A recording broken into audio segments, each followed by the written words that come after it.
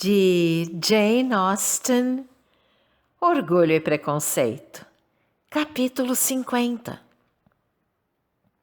Mr. Bennet, por várias vezes, se arrependera de ter gastado todo o seu rendimento e não tomar as devidas precauções para garantir o futuro da mulher e filhas. Agora, mais do que nunca, se arrependia de não o ter feito.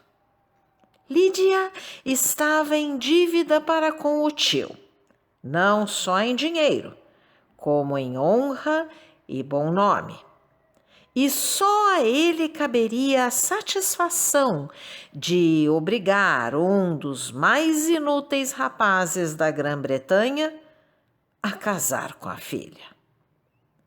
Preocupava-o seriamente que uma coisa que tão poucas vantagens oferecia para qualquer pessoa tivesse sido conseguida unicamente à custa de seu cunhado. E resolveu, caso fosse possível, averiguar a importância exata de seu auxílio e arranjar maneira de saldar a dívida tão breve quanto possível. A princípio, quando se casara, Mr. Bennet julgara perfeitamente útil economizar, pois teria naturalmente um filho. Esse filho teria todo o direito aos seus bens, e desse modo veria garantido o futuro da viúva e dos filhos menores. 5 filhas, sucessivamente, vieram ao mundo, mas o filho ainda estava para vir. Muitos anos após o nascimento de Lídia, Mrs. Bennet acreditava ainda no nascimento do filho. Por fim, teve de renunciar a tal esperança, mas nessa altura já era tarde demais para poupar. Mrs. Bennet não tinha jeito para economizar e só a moderação do marido os impedia de gastar mais do que recebiam. Segundo o contrato de casamento, 5.000 libras seriam deixadas para Mrs. Bennet e seus filhos, mas a partilha deveria ser feita de acordo com a vontade dos pais. Em vista do que acontecera a Lídia, tal ponto deveria agora ser definido, e Mr. Bennet não hesitava em aceitar os termos da proposta que lhe tinha sido feita. Em termos precisos, mas cordiais, ele exprimiu sua gratidão pela bondade do cunhado. Em seguida, declarou sua plena aprovação a tudo que tinha sido feito e sua aceitação dos compromissos que Mr. Gardiner aceitara em seu nome. Nunca supusera que fosse possível convencer Wickham a casar com sua filha em termos tão convenientes.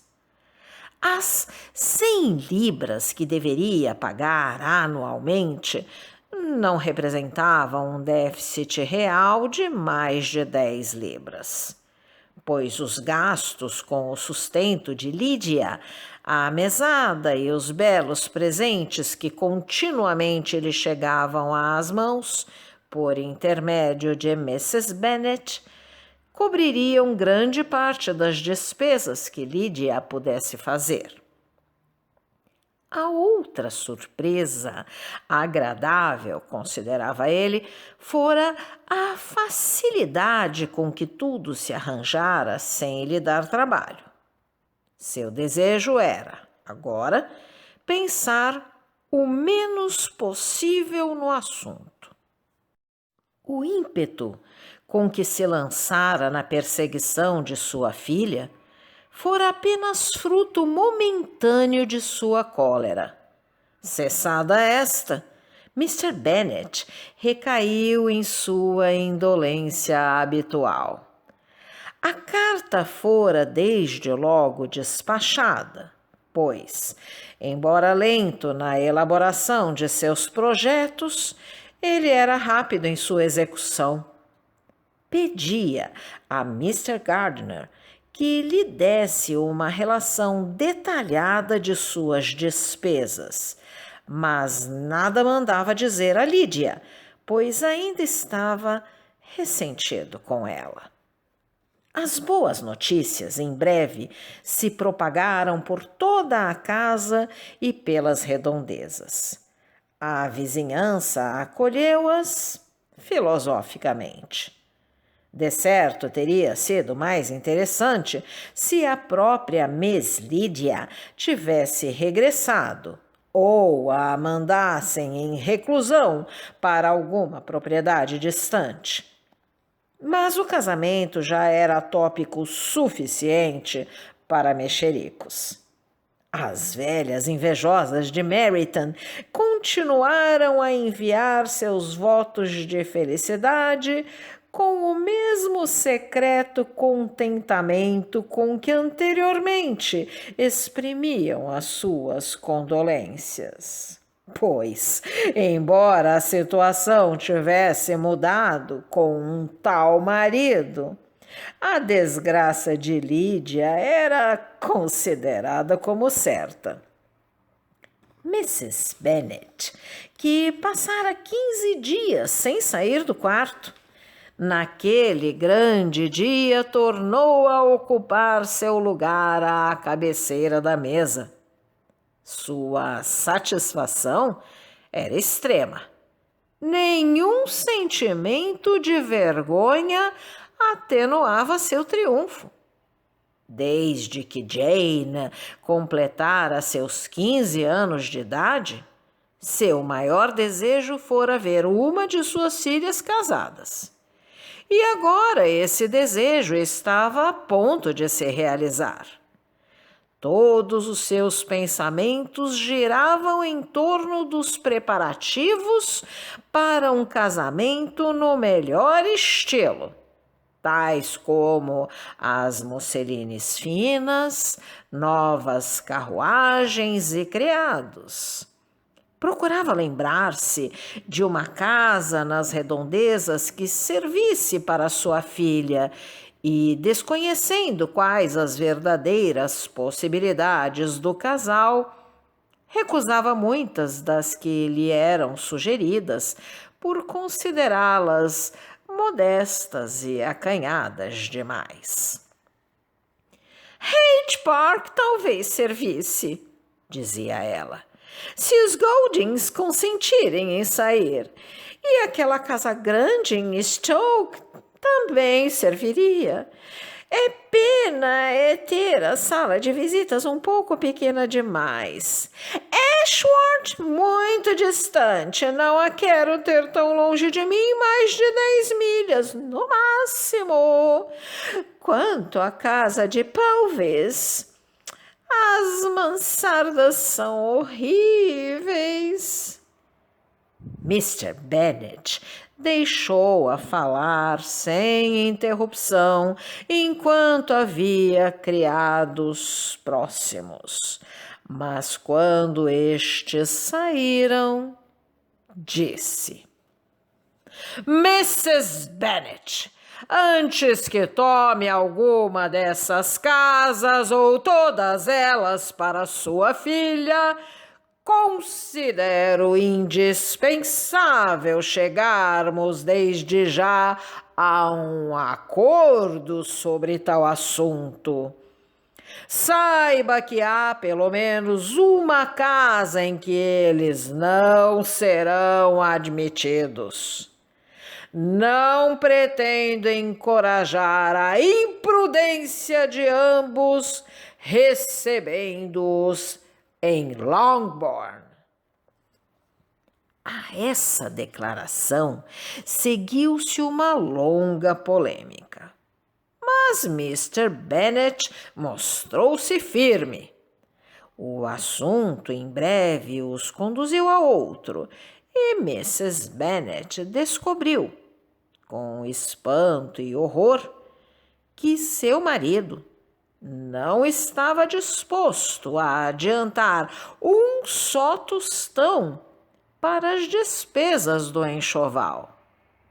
Declarou intransigente que não seria ele quem, por ocasião do casamento da filha, lhe daria o menor sinal de sua estima. Mrs. Bennet recusava-se a compreender e a aceitar tal atitude. Achava impossível que ele levasse seu ressentimento a ponto de recusar à filha um dos privilégios sem o qual o casamento dela parecer-lhe-ia quase que inválido. Mrs. Bennet era muito mais sensível à vergonha de ter casado sua filha sem roupas novas do que à desonra causada pela sua fuga e pelo fato de ter vivido 15 dias com Wickham sem ser casada. Elizabeth, mais do que nunca, se arrependeu por se ter deixado levar pela aflição do momento e ter revelado a Mr. Darcy seus anseios quanto ao futuro da irmã. Pois, com o casamento em breve realizado, talvez tivessem podido esconder tão vergonhoso fato de todos aqueles que não estavam diretamente relacionados com a família. Ela não receava que o caso se espalhasse por intermédio dele.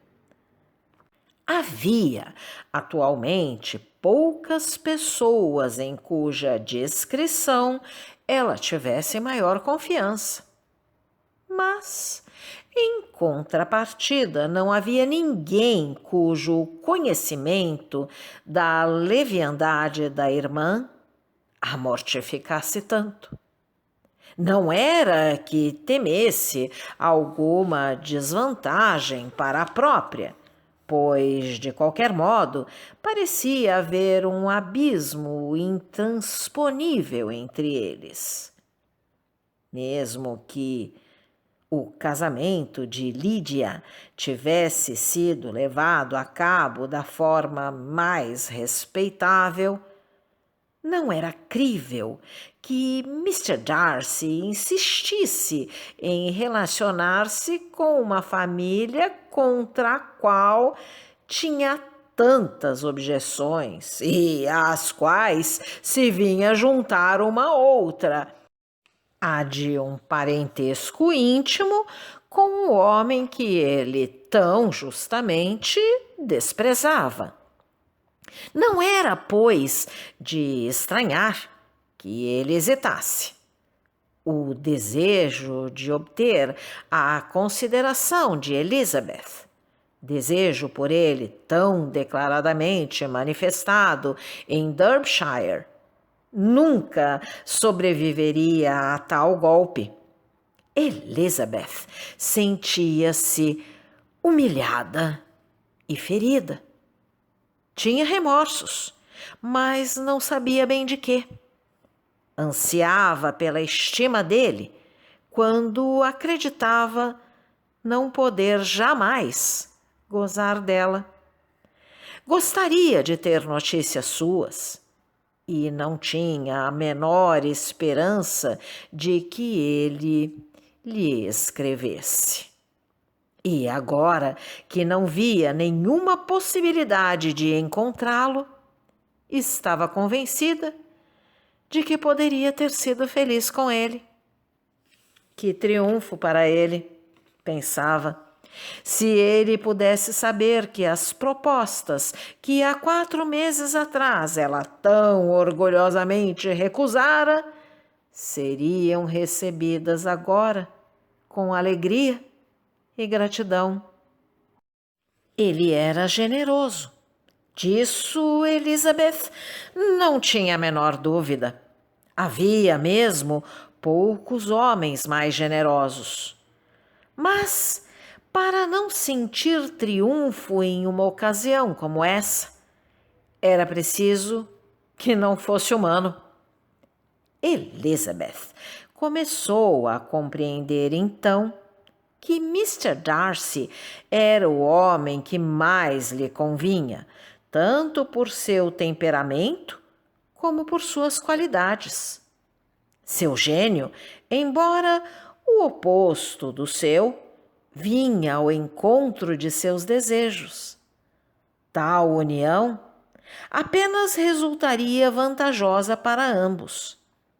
A espontaneidade e naturalidade de Elizabeth contribuiriam para suavizar seu espírito e melhorar também as suas maneiras. Ele, por seu lado, teria um benefício ainda maior a receber com a segurança de seu julgamento e sua experiência do mundo. Porém, nunca esse casamento, expoente máximo da felicidade conjugal, iria se realizar em seu lugar. Uma união bem diferente estava em via de se formar no seio de sua família. Não imaginava como Lydia e Wickham se arranjariam para subsistir em relativo conforto. Contudo, para um casal que se tinha unido por paixões mais fortes do que sua virtude, eram diminutas as possibilidades de uma felicidade duradoura. Em breve, Mr. Gardiner tornou a escrever ao cunhado. Aos pedidos de Mr. Bennet, ele apenas respondeu que estava sempre disposto a fazer o melhor para o bem de qualquer membro da família. E concluiu rogando que não se mencionasse mais o assunto. A principal finalidade de sua carta era anunciar que Mr. Wickham decidira sair da milícia. E acrescentava ele: eu gostaria muito que ele o fizesse assim que o casamento fosse marcado, e creio que concordará comigo em como esse passo é desejável, tanto para ele como para minha sobrinha. Mr. Wickham tenciona entrar no exército regular. E alguns de seus antigos amigos estão dispostos a apoiá-lo. Prometeram-lhe um posto de tenente no regimento do general, atualmente aquartelado no norte. Há toda a vantagem em que ele permaneça longe daqui. Ele parece cheio de boas intenções e espero que, uma vez entre pessoas estranhas, ambos se mostrarão prudentes e procurarão salvar as aparências. Escrevi ao Coronel Foster informando-o da nossa atual situação e pedindo-lhe que tranquilize os vários credores de Wickham em Brighton e arredores com promessas de rápido pagamento, pois assumi tal compromisso. Peço-lhe que faça o mesmo com os credores dele em Meryton, dos quais lhe envio a lista, de acordo com as informações de Mr. Wickham. Ele confessou todas as suas dívidas e espero que, ao menos, não nos tenha enganado. Haggertons já recebeu as nossas instruções e tudo ficará pronto dentro de uma semana. Eles partirão logo em seguida para a sede do regimento, a não ser que o senhor os convide primeiro a ir a Longbourn. Mrs. Gardiner participou-me que a sobrinha ansiava por ver todos antes de partir para o norte. Ela está bem e pede-me que lhes envie a ambos toda a sua afeição. Seu, etc. E. Gardner. Mr. Bennet e as filhas compreenderam tão bem como Mr. Gardner quais as vantagens da saída de Mr. Wickham do regimento da milícia. Mas Mrs. Bennet é que não se conformava com a ideia. Lydia iria morar para o norte. Exatamente quando ela teria todo o prazer e orgulho de sua companhia, pois não desistira, nem por um só instante, de seu plano de instalar a filha em Hertfordshire. Seu desapontamento foi grande. Além disso, era uma pena que Lydia fosse afastada de um local onde ela tinha tantas relações. Lydia simpatizava tanto com Mrs. Foster, dizia ela. É uma pena mandá-la para tão longe. Além disso, havia tantos rapazes que ela apreciava. Os oficiais do regimento do general podem não ser tão amáveis. A insinuação de Mr. Gardner poderia ser tomada como um pedido formal para que Lydia tornasse a ser admitida entre seus antes de sua partida para o norte.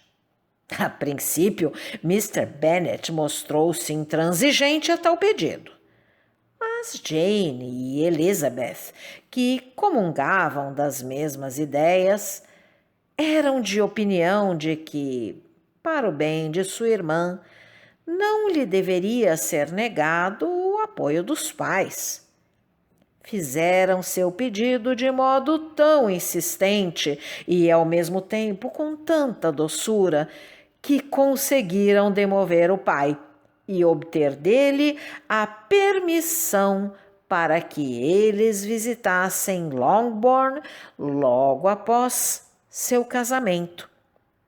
Quanto a Mrs. Bennet, era com satisfação que encarava aquela oportunidade de exibir nas redondezas a sua filha casada antes de seu exílio no norte. Mr. Bennet escreveu então a seu cunhado, comunicando-lhe sua anuência ao pedido. Elizabeth, contudo, não pôde deixar de se surpreender por Wickham ter concordado com o plano. E se ela tivesse consultado apenas seu coração, um encontro com ele seria a última coisa do mundo que ela própria desejaria. Se você gostou desse áudio, deixe seu like, compartilhe, deixe também seu comentário e se inscreva no canal, ativando o sininho para ser avisado dos próximos vídeos. Um grande abraço e até a próxima!